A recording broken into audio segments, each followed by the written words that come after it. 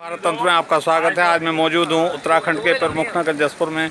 यहाँ उपजिलाधिकारी कार्यालय के सामने भारतीय किसान यूनियन के कार्यकर्ता धान के बकाया भुगतान को लेकर यहाँ धरने पर बैठे हुए हैं। आज इनका धरना दूसरे दिन भी जारी है।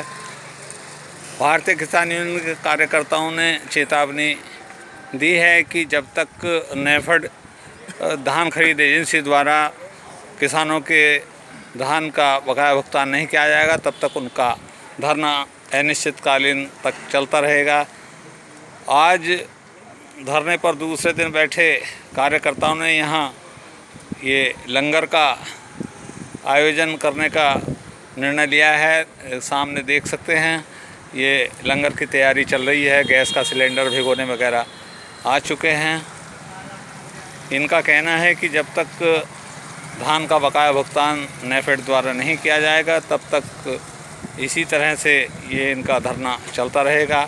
अब यहाँ मेरे सामने हैं भारतीय किसान यूनियन के युवा नेता अमनप्रीत जी, जो युवा ब्लॉक अध्यक्ष हैं। अब उनसे वार्ता करेंगे कि क्या प्लानिंग है उनकी। हाँ जी, बताइए। ये जो आपका आंदोलन चल रहा है तो ये अब क्या स्थिति है इस आंदोलन की? स्थिति जी, अनिश्चितकाल धरना चलेगा जब तक हमारे किसानों का बकाया पेमेंट नहीं आ जाता नेफेड द्वारा। आज 6 महीने हो गए हैं धान तुले हुए, उसके बाद भी किसानों का इन्होंने पेमेंट नहीं दिया है, जिससे किसानों को बैंक में से नोटिस आ रहे हैं और बिजली के कनेक्शन तक काटे जा रहे हैं किसानों के।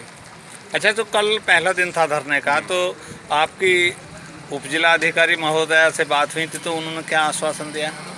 जी, उपजिलाधिकारी महोदय से तो पहले भी हम कई बार ज्ञापन दे चुके हैं इन्हें, पर अभी तक हमारे सामने कोई इसका रिजल्ट नहीं आया।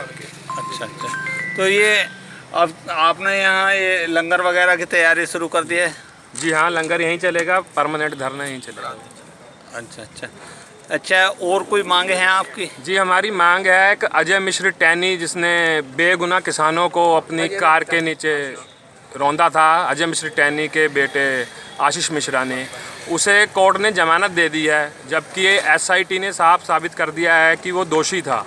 वो एक सोची समझी साजिश थी, कोई हादसा नहीं था, वो साजिश थी एक किसानों को। हमारी मांग ये भी है कि उसकी जमानत रद्द की जाए और उसे सख्त से सख्त सज़ा दिलवाई जाए। अच्छा, अब जैसे आपके ये गेहूँ क्रय केंद्र लगने वाले हैं तो इसके संबंध में क्या कहना चाहेंगे आप? इसमें नेफेड का तो कोई भी सेंटर हम अपने क्षेत्र में नहीं लगने देंगे, क्योंकि जब ये पहला पेमेंट नहीं दे रहे तो आगे कोई पेमेंट क्या देंगे। तो देखिए, मैं अभी वार्ता कर रहा था भारतीय किसान यूनियन के युवा ब्लॉक अध्यक्ष अमनप्रीत जी से, तो उन्होंने साफ साफ कहा कि नेफेड के गेहूं क्रय केंद्र क्षेत्र में नहीं लगने दिए जाएंगे। उन्होंने कहा कि इन्होंने अभी जब धान का भुगतान नहीं किया तो फिर गेहूं कैसे दें किसान। अब मेरे सामने एक और भारतीय किसान यूनियन के युवा नेता हैं। क्या शुभ नाम आपका? बलजिंदर सिंह।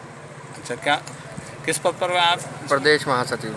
अच्छा, तो आप क्या कहना चाहेंगे ये जो धरना चल रहा है आपका, इसके संबंध में? भाई साहब, किसानों का बहुत बुरा हाल है इस टाइम पेमेंट की वजह से। पेमेंट नहीं, 11वें महीने का धान तुलवाया हुआ है पिछले साल का, और अभी तक पेमेंट नहीं आया। जब तक पेमेंट नहीं मिलेगा अनिश्चितकालीन धरना ये हम ऐसे ही चलाएंगे।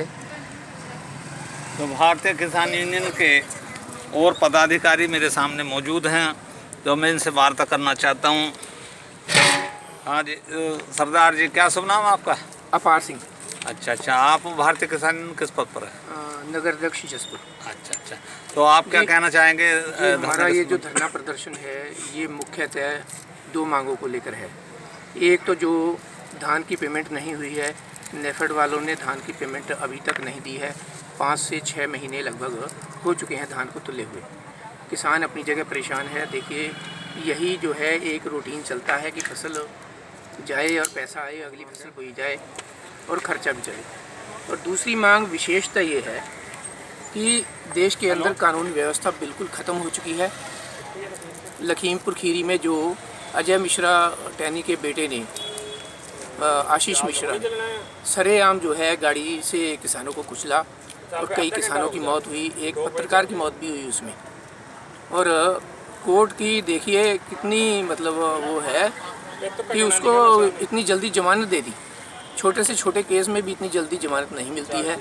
और वो सरेआम जो है घूम रहे हैं और वहाँ के किसान जो है वो दहशत में हैं। आप समझ सकते हैं कि जब अब सरकार बीजेपी की वहाँ बन चुकी है यूपी में, तो वहाँ किसान पूरी तरह से दहशत में हैं।